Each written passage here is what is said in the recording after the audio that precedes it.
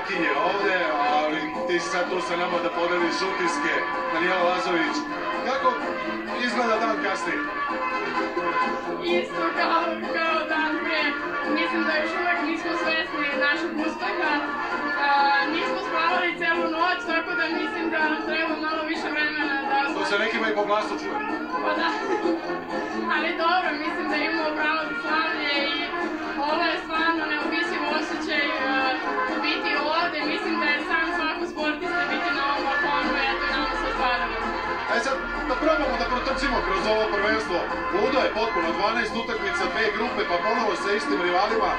Postoji neki trenutak koji je bio najteži? Pa sigurno je bio najteži meč četvrtfinala protiv Poljske, to je kremna faza eliminacije i prva utakmica gde mora da se pobedi i tu se videla možda malo naša nervoza, jer pre toga si mogao da napraviš neki kiks, neku grešku, da izgubiš, ali da nastaviš takmičenje, tako da mislim da je to sigurno bila za nas najteža utakmica i kad smo to preživjeli, znali smo da smo veoma blizu hvata. Brazil je nekako glatko prošao, bar i nam je izgledalo sa strane. Pa iskreno, baš je izgledalo lako, ali mi nismo to osetili. Lako, da. Mislim da se niko nije nadao baš ovim uspehom da od 12 utakmica nemamo ni jedan poraz i stvarno je neverovatno sad kad ja to pričam. Još jednom sve čestitke, hoćeš u polo? Naravno, kako. Hvala vam, ovo je svima.